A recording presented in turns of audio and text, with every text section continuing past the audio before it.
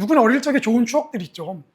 저도 좋은 추억이 굉장히 많은데 이번에 말씀을 준비하면서 떠오른 추억이 한 가지 있었습니다. 그게 뭐냐면 극장에 관련된 거예요. 지금은 이제 뭐 우리가 키오스크에서 이렇게 예매를 하지만 뭐 저랑 별 차이가 없으시니까 예전에는 매표소에 가서 그냥 표를 끊고 좌석 번호도 없죠. 일찍 가서 앉는 자리가 제 자리입니다. 근데 저희 아버지께서 시청에서 일을 하셨는데 문화 쪽 일을 하셔가지고 당시 극장 사장님들하고 다 친하셨어요. 물론 동네 친구이기도 했었고. 그래서 제가 이렇게 보고 싶은 영화가 있으면 아빠 이번에 개봉되는 아바타 3 보고 싶은데요. 그러면 알았어. 그래서 저녁에 집에 오시면 야 목요일날 저녁 7시에 그 극장 매표소에 가서 내 이름 돼. 그렇게 말씀하십니다. 그래서 가서 매표소에 가서 저희 아버지가 누구누군데요? 그러면 너냐? 야 들어가. 그래서 공짜로 들어갔습니다.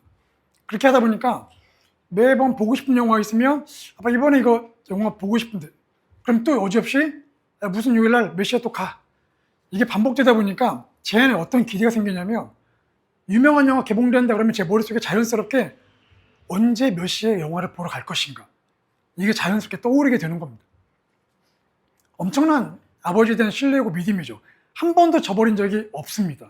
그래서 영화를 굉장히 공짜로 많이 봤고 영화를 되게 많이 좋아했었죠. 우리에게도 그런 경험들이 있으시냐고 혹시? 누군가가 나를 위해서 뭔가를 준비하고 있는 거예요. 제가 부탁을 하며 그 사람이 그 부탁을 들어줍니다. 그리고 그것이 반복되다 보면 어느 날 내 안에 이런 고민이 생기면 또 그 사람이 들어주겠지? 이런 기대감이 생기는 것. 아마 어쩌면 우리 자녀들이 여러분을 통해서 그런 기대감을 갖고 있을지도 모르겠죠. 오늘 본문을 보면 바로 그 하나님의 모습을 볼 수 있습니다. 하나님이 미리 일하신다는 거예요. 우리가 필요한 게 있으면 미리 준비하고 계시는 거예요. 그리고 그것들을 짜자잔 공개해 주신다는 거죠. 이게 바로 하나님의 일하심이라는 성경적 단어이죠. 하나님의 일하심. 그럼 오늘 본문을 보면 하나님의 일하심이 어떻게 시작됐느냐. 지난주 말씀처럼 마가복음에 예수의 복음이 시작되었는데 그럼 그것이 어떻게 시작되어서 하나님이 일하고 계신가. 오늘 본문을 통해서 우리가 세 가지 흐름을 볼 건데요. 첫 번째 같이 읽겠습니다.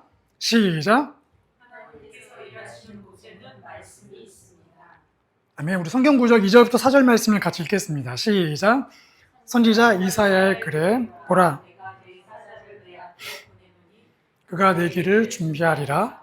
광야에 외치는 자의 소리가 있어 이르되 준비하라.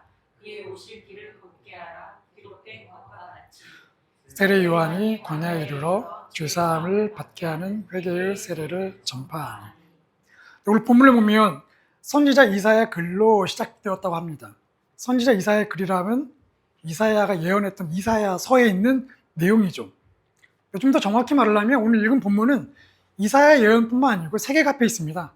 이사야 예언, 그리고 모세에게 하셨던 예언, 말라기 선지자에게 했던 예언 세 가지 합해 있는데 중요한 건 그 선지자들 이름이 중요한 게 아니라 1300년 전에 모세에게 하셨던 예언이 있고 700년 전에 이사야에게 하셨던 예언이 있고 400년 전에 말라기에게 하신 예언이 있는데 그 예언들이 성경에 기록되어 있다가 오늘 본문을 통해 세례 요한을 통해서 그 예언이 이루어지기 시작했다는 겁니다. 우리가 성경을 볼 때마다 그 당 상황을 우리가 좀 생각해 봐야 하는데요.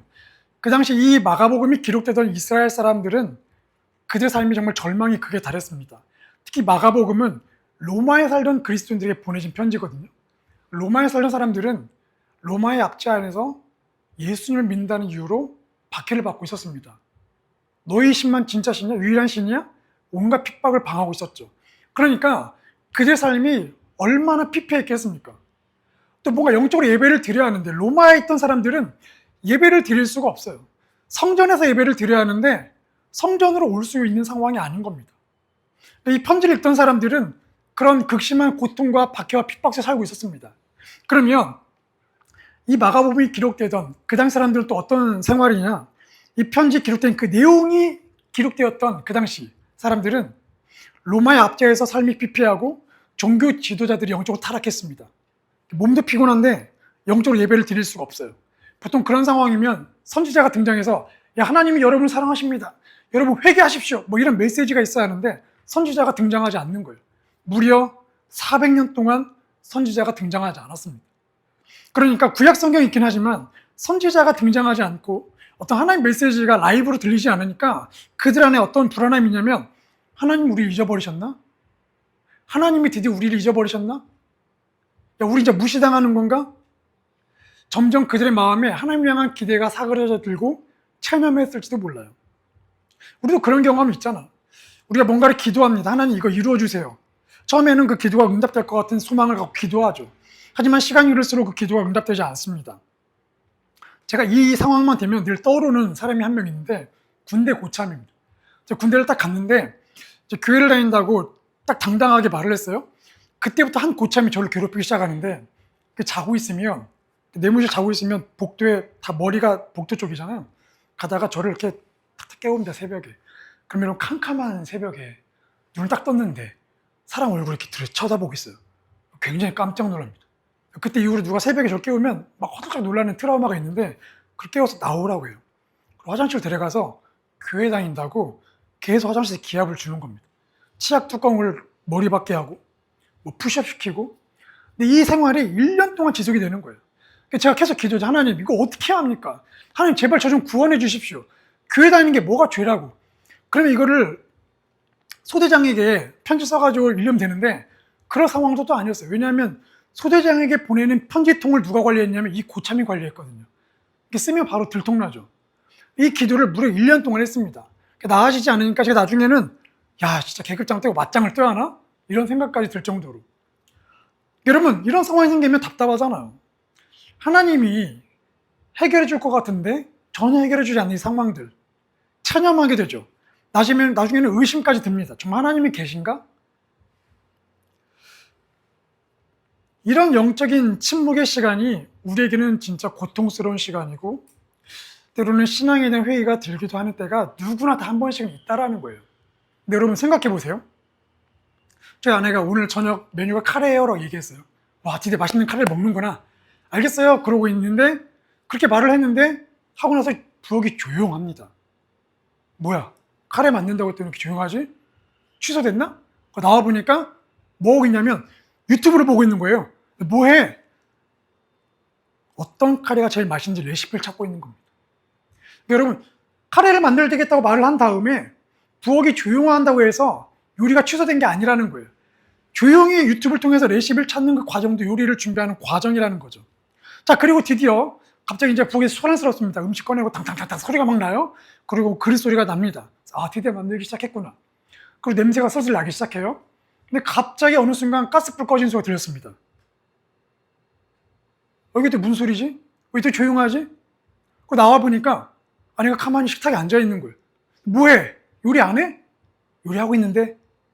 가스불 꺼졌는데? 뜸들이고 있어. 뜸들이는 침묵의 시간이 흐르고 있는 거죠. 여러분 우리가 이것이 침묵에 주는 착각이라는 거예요. 하나님께서 성경을 기록해 놓으셨어요. 그리고 그 성경에 수많은 약속을 적어 놓으셨고 그 약속들이 이루어지는 물리적인 시간들이 차각차각 흘러가고 있습니다. 근데 그 시간이 마치 우리에게는 침묵으로 느껴진다는 거예요. 오늘 본문에 기록된 예언이 1300년 전 모세에게 줬던 예언이 있거든요. 그러면 그 예언이 기록된 이후로 1300년 동안 그 예언이 이루어지지 않았어요. 침묵기죠. 700년 전에 이사야에게 주신 약속의 말씀이 700년 동안 이루어지지 않습니다. 침묵이죠. 400년 전에 선포했던 예언의 말씀이 400년 동안 침묵이에요. 그러면 하나님이 우리를 잊어버리셨느냐? 그 예언이 날아갔냐? 그게 아니라는 거예요. 그 예언이 이루어지고 있는 과정이 있는데 그 물리적 시간이 흐르는 그 과정이 단지 조용해서 그럴 뿐이지 하나님이 침묵한 적이 없다라는 뜻입니다. 여러분 우리가 오감을 의지하면 오해하게 된다는 거예요. 내가 느껴지지 않고 보이지 않고 귀로 들리지 않는다고 해서 하나님이 멈췄냐? 그게 아니라는 겁니다. 보이지 않지만 보이지 않는 영에서 하나님이 계속 일을 하고 계신다는 거죠. 그래서 우리가 기도가 응답되지 않고 내가 기도한 대로 일이 돌아가지 않으면 하나님이 날 사랑하지 않는구나. 날 잊어버렸구나. 내가 뭔가 잘못했구나. 그렇게 우리가 하나님을 판단할 때가 있습니다. 여러분 이게 엄청난 교만인 거죠. 우리가 어떻게 하나님을 판단할 수 있겠습니까? 누군가 우리를 향해서 오해하고 우리의 태도에 대해서 너 지금 나 무시한 거니? 여러분 그러면 그 오해에 대해서 우리는 굉장히 기분이 나쁘죠. 근데 하나님도 생각해보면 침묵하고 있다고 해서 우리가 그걸 침묵이라고 단정을 내린 상태로 하나님 왜 조용하시죠? 우리 사랑하지 않는 겁니까? 이렇게 말한다는 건 사실 굉장한 오해일 수 있다는 겁니다. 그래서 여러분, 하나님께서 왜 조용하시지? 하나님이 왜 침묵하셨지? 왜 반응이 없지? 라고 우리가 단념하거나 체념하거나 섣불리 판단하기 전에 우리가 먼저 점검해야 할 게 뭐냐면, 과연 우리가 하나님의 약속을 들었냐는 겁니다. 나에게 주신 하나님의 약속을 내가 가지고 있는가? 하나님이 나에게 말씀하신 그것이 있는가? 이걸 먼저 점검해 봐야 한다는 거예요.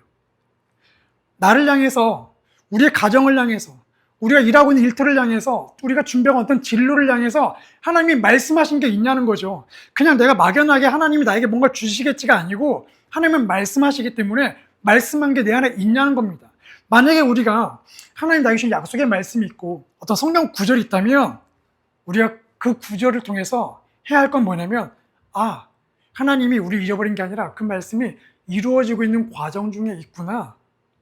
하나님이 지금 일하시고 있구나. 왜냐하면 하나님이 일하시는 곳에 항상 말씀이 있기 때문에 그렇습니다. 말씀 없이는 하나님이 일하시지 않는다라는 거예요. 여러분, 하나님이 일하심을 갈망하세요? 원하세요? 그럼 여러분 말씀에 주목하십시오. 성경을 그래서 읽어야 하는 이유가 성경을 통해 하나님 일하심을 우리가 볼 수 있기 때문이라는 거죠. 오늘 본문을 통해 두 번째 보는 흐름이 있는데요. 둘째 같이 읽겠습니다. 시작. 하나님께서, 우리 4절부터 6절 말씀을 같이 읽겠습니다. 시작. 세례 요한이 광야에 이르러 죄사함을 받게 하는 회개의 세례를 전파하니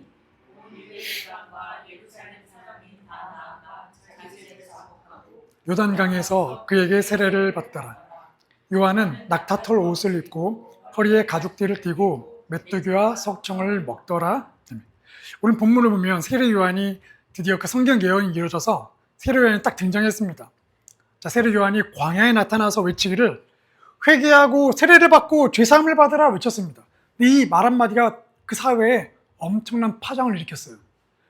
온 유대와 예루살렘에 있는 사람들이 세례 요한이 머물고 있는 광야로 왔대요. 이걸 지금 우리의 상황으로 표현하면 저기 강남에 있는, 분당에 있는 도시에 사는 사람들이 차를 타고 또는 걸어와서 여기 조그맣게 쫄쫄거리는 왕숙천가에 와서 세례를 받았다는 겁니다. 도시에 사는 사람들이 왜 그 시골로 왔을까요? 광야는 편의점도 없고 식당도 없어요. 카페도 없습니다. 이스라엘 가보면 그냥 황량하게 먼지만 흩날리는 곳. 그런데 그곳에 사람들이 왜 왔을까? 물론 거기 요단강이 흐르지만 요단강이 이 왕수천처럼 강물이 아니고요. 1년 내내 흐르는 물도 아니고 우기가 되면, 비가 쏟아지면 그때 생기는 와디라고 하는 냇가입니다. 우기가 끝나면 요단강 사라지는 거예요. 그러니까 별 볼일 없는 진짜 황량한 그 땅에 사람들이 몰려온 이유가 뭘까? 거기 하나님의 일하심이 있었기 때문이라는 겁니다.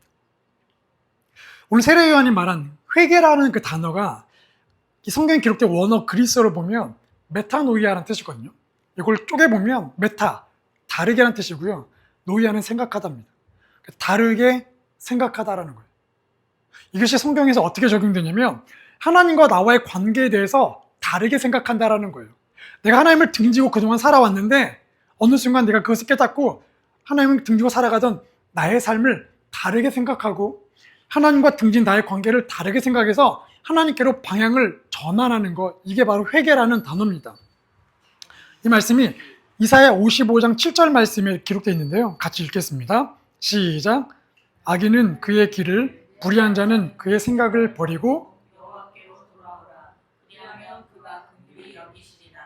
우리 하나님께로 돌아오라. 그가 너그럽게 용서하시리라. 네, 하나님 말씀하시죠. 여호와께로 돌아와라. 돌아와라. 방향을 바꿔서 돌아와라. 그 회개는 자기의 죄를 깨닫는 거예요. 하나님을 등진 자기의 죄를 깨닫고 다시 방향을 돌려서 하나님께로 향하는 게 회개라는 겁니다. 그런데 구약 성경을 읽어보신 분이라면 여기서 한 가지 의문점이 생깁니다.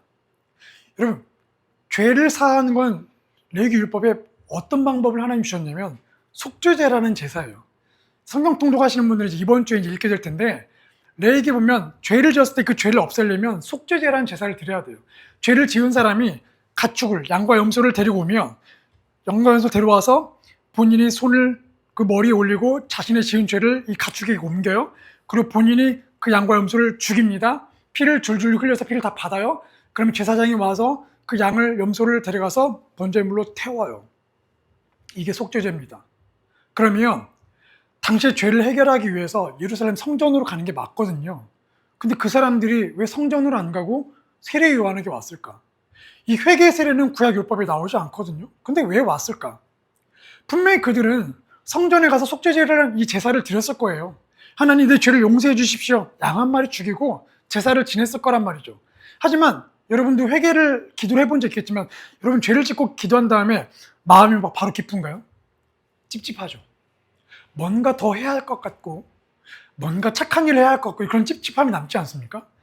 구약시 사람들 마찬가지였습니다. 제사를 드리지만 찝찝한 거예요. 뭔가 해결되지 않은 어떤 그 거룩에 대한 갈망들이 남아 있었어요. 더 안타까운 건 당시에 종교 지도자들이 타락했기 때문에 그들이 비싼 돈을 주고 파는 동물로 속죄제를 드려왔거든요. 자신들이 끌고 오는 게 아니라 거기서 양을 사야 돼요. 그 거금을 주고 양을 사야 하고 제사를 지냅니다.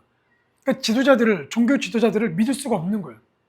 그런 신뢰가 없는 행태 속에서 드려지는 예배도 의미가 없겠죠. 그러니까 굉장히 찝찝한 마음으로 그들 안에 어떤 영적 충족감이 없이 그동안 살아왔던 겁니다. 구약을 보면 선지자들이 이렇게 메시지를 해요. 이사야 1장 16절부터 17절 같이 읽겠습니다. 시작. 너희는 스스로 씻으며 스스로 깨끗하게 하여 내 근처에서 너희 악한 행실을 버리며 악행을 그치고 선행을 배우며 정의를 구하며.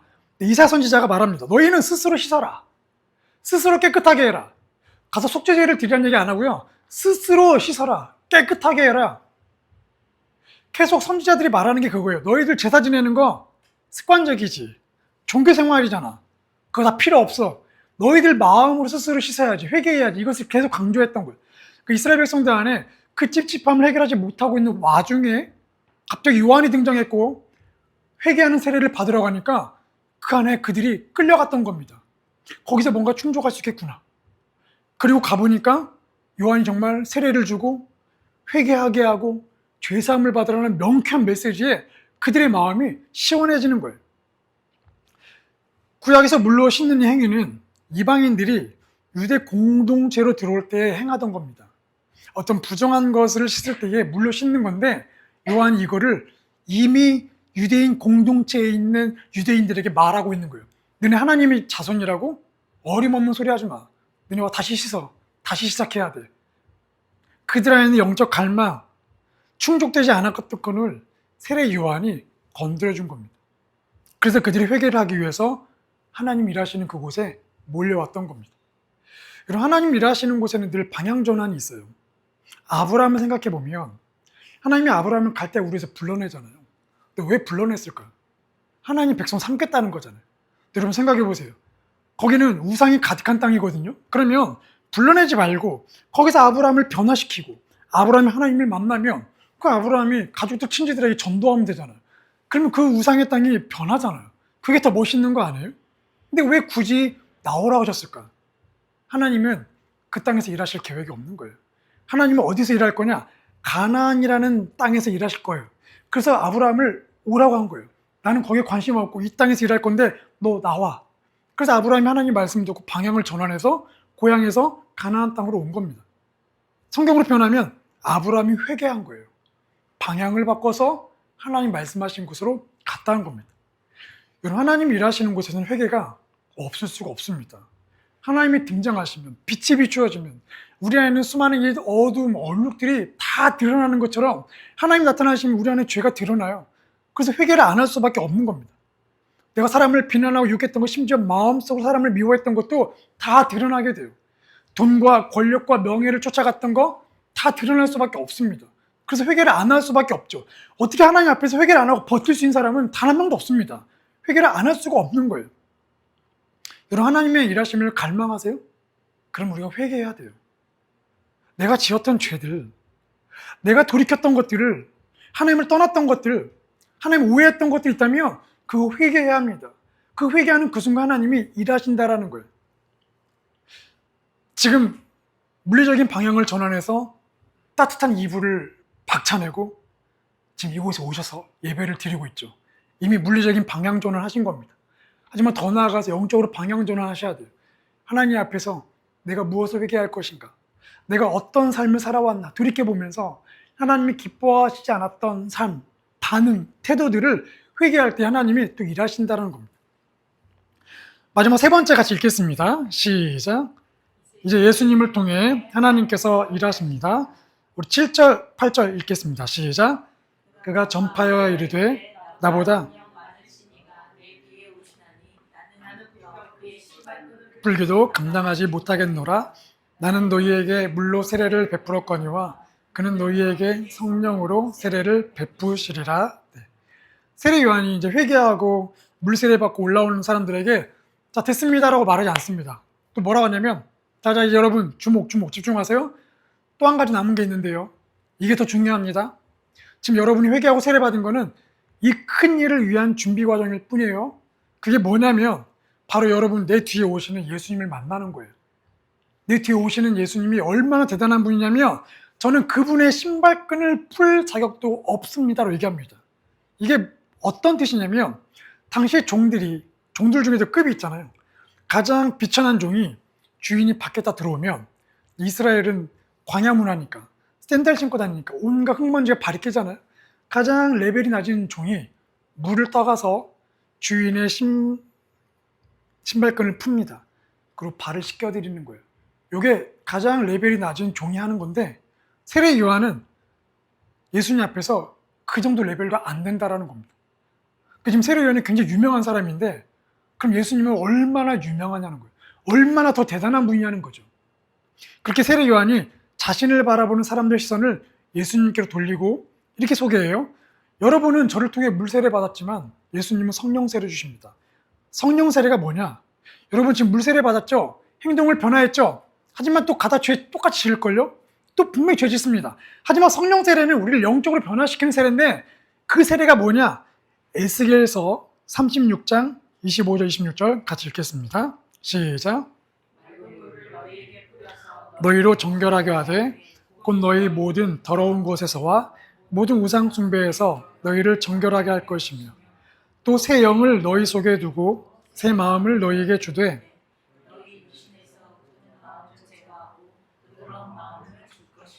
네 보세요 여러분 새 영을 너희 속에 두겠대요.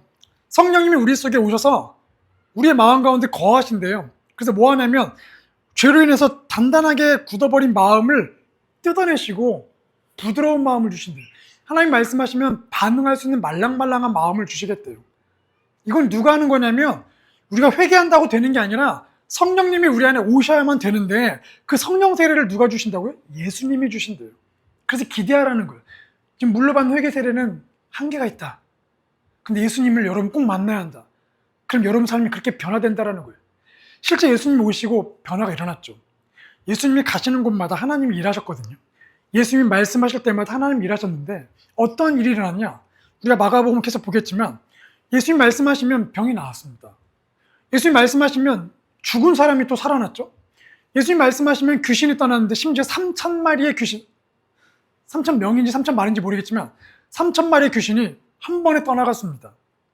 예수님 말씀하시면 빵 5개와 물고기 2마리로 5,000명 이상을 먹였습니다.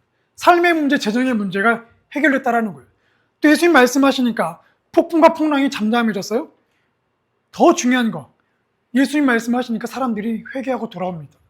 그럼 삭개오를 보세요. 삭개오는 예수님이 회개하라는 말도 안 했습니다. 근데 자신이 먼저 와서 회개하죠. 예수님이 등장하자 버림받고 조롱받고 비난받던 죄인들이 예수님께 몰려왔어요. 왜냐하면 예수님이 그들을 사랑해 주셨거든요. 그들은 난생 처음으로 사랑이란 게 이런 거구나 경험했습니다. 그러니까 마을이 변하고 도시가 변했죠. 급게 예수님이 십자가에서 우리를 위해 죽으시고 구원을 이루셨습니다. 여러분 어쩌면 인류 역사상 가장 행복했던 사람들은 누구냐면 그 당시 사람들이에요. 예수님을 통해서 하나님 일하심을 눈으로 보고 있잖아요. 귀로 듣고 있잖아요. 그전에는 선지자가 등장해서 기적을 베풀면 이게 기적이구나. 이게 이벤트인데 예수님이 계셨던 3년 동안에는 그 이벤트가 그냥 일상이고 일상. 사람들이 예수님을 계속 따라다니죠. 보고 싶고 경험하고 싶고. 여러분 오늘 우리가 본문을 통해 하나님의 일하심을 세 가지로 봤습니다. 첫 번째 하나님의 일하심은 말씀을 통해 일어난다. 두 번째 하나님의 일하심은 회개를 통해 일어난다. 그리고 이제 예수님을 통해서 하나님이 본격적으로 일하신다. 여러분, 하나님의 일하심은 결국 부흥으로 이어지게 돼요. 부흥. 1907년 평양 대붕운동, 말씀 사경회를 시작했습니다. 계속 말씀을 매일매일 밤마다 모여서 가르쳤어요. 새벽까지 말씀을 가르쳤습니다. 그때 어떤 일을 하냐? 그 말씀을 통해서 길선주 장로님이 회개를 하기 시작했어요. 내 안에 말씀이 임하니까 죄가 깨닫게 되고 회개하게 됐죠. 그래서 그 회개를 통해서 부흥운동이 평양시를 벗어나 전국으로 확산됐습니다. 그리고 2023년 2월, 얼마 전 사건이죠. 미국 켄터키주의 에즈베르 대학교, 시골에 있는 대학교래요. 근데 그 대학교가 몇십 년을 주기로 2월 달마다 촛불에서 영적 각성이 일어난대요. 뭐 20년에 한 번씩, 50년에 한 번씩. 근데 영적 각성이 어떤 운동이냐면 부흥 운동인데 조용한 부흥 운동. 촛불이 끝나고 나서 예배 끝났습니다. 대학생들이 자리에서 일어나지 않고 계속 기도하게 돼요. 기도하지 않으면 안 될 것 같은. 그래서 조용히 회개하기 시작합니다. 대부분 개인적인 회개를 계속하는 거예요. 근데 회개하고 조용히 찬양하고 그 예배가 끝나지 않는 거죠. 그 예배가 몇 주간 이어졌습니다. 결국 전국 각지에서 사람들이 몰려왔어요. 야, 이게 무슨 현상이야? 무슨 현상이야? 여러분, 대한민국 사람들에게는 부흥의 DNA가 있대요. 그 평양대붕운동을 겪었기 때문에 그 DNA. 그래서 여러분, 그 에즈벨 대학교에 가장 많이 방문한 인종이 누구냐면 한국인들이래요. 너무 궁금한 겁니다. 이게 무슨 현상이야?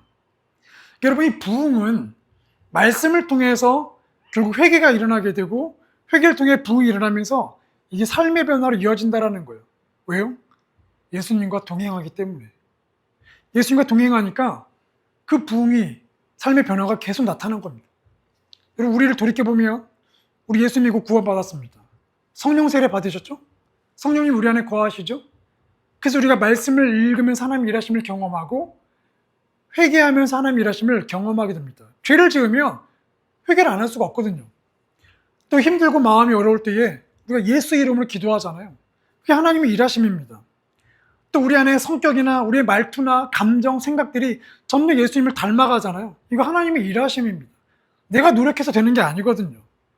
또 새로운 사람을 만나게 됩니다. 계획한 게 아닙니다. 하나님이 일하시고 있다는 거예요. 물론 여러분, 하나님 일하시면 또 누가 일하냐면 사단이 일합니다.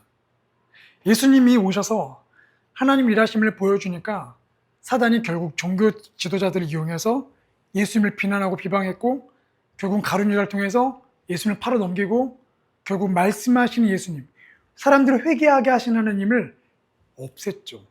죽였습니다. 여러분, 은혜가 임하는 곳에 늘 영적 공격이 있다는 거예요. 만약에 우리가 하나님 일하심을 갈망하잖아요. 그 하나님 일하심을 경험하잖아요.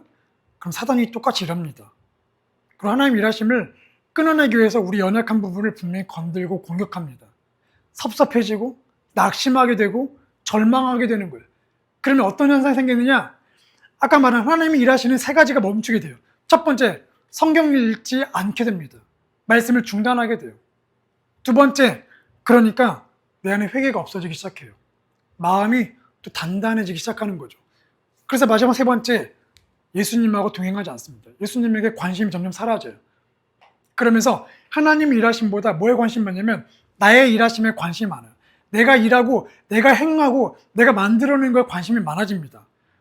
이때가 바로 우리의 신앙생활이 종교생활로 딱 바뀌는 시점이에요. 그래서 이때부터 어떤 반응이 나오냐면 내 뜻대로 상황이 돌아가지 않으면 짜증내기 시작해요. 화내기 시작합니다. 그래서 여러분, 내 생각과 내가 말한 대로 상황이 돌아가지 않으면 그때 뭘 해야 하냐면 멈추고 점검해야 돼요. 혹시 내가 하나님 일하심보다 내가 일하심에 집중하고 있는 거 아닌가? 혹시 내가 말씀을 읽고 있는 게 멈췄나? 눈으로 성경을 읽고 있지만 그 성경을 통해서 하나님 나에게 뭘 말씀하시는지 귀는 닫혀 있는 거 아닌가? 혹시 내가 회개가 멈췄나? 예수님한테 관심이 없나? 점검해 봐야 한다는 거죠. 놀라운 사실은 사단도 일하긴 하는데 사단은 하나님을 이길 수 없다는 거예요. 사단이 열심히 일하면 일할수록 더 놀라운 사실은 하나님은 더 크게, 더 넓게, 더 깊이 일하신다는 사실입니다. 여러분, 세상에서 가장 바쁘신 분이 하나님인 거 믿으시죠? 가장 바쁘세요. 지금도 바쁘게 일하고 계십니다. 가장 성실한 분이 하나님이세요. 그 하나님이 지금도 쉬지 않고 일하세요. 구약과 신약 사이에 400년이라는 침묵기가 있었거든요. 선지자가 등장하지 않았어요. 400년 동안 이스라엘 백성들이 하나님을 잊어버렸구나 체념했는데, 사실 이때 하나님이 어떤 일을 하셨냐면, 비록 선지자가 등장하지 않았지만 이 400년 동안 역사를 이끌어 가셨는데, 알렉산더 대왕이 등장해서 영토를 넓히면서 그 왕이 그리스 문화를 보급합니다. 그리고 자기가 정복한 땅의 언어를 그리스어로 통일시켜버려요. 그러면서 어떤 일이 생겼냐면, 히브리어로 기록된 구약 성경이 그리스어로 번역되기 시작했어요. 번역된 그리스어 성경이 그리스 문화권으로 퍼지기 시작했죠. 이방인들이 그리스어로 구약 성경을 보게 된 겁니다. 여러분, 이걸 누가 계획했겠습니까? 하나님이 이 일을 하셨다라는 거예요. 침묵하지 않고 일하셨다라는 거예요. 또 모든 길은 로마로 통한다는 슬로건을 가진 로마 제국을 통해 어떤 일을 하셨냐면, 온 유럽과 아시아에 석조 도로를 쫙 깔아요. 배수 시설이 완벽한 도로. 지금도 그 도로가 남아있죠. 그 도로를 깔았던 이유는 로마 군인들을 빠른 스피드로 보내기 위해서 깐 건데, 결국 그 길을 통해서 복음이 확산되기 시작했습니다. 이걸 누가 계획했겠냐고요. 하나님이 그렇게 일하셨다는 거죠. 바로 그 하나님이 우리가 아버지라고 당당하게 말하는 하나님이십니다.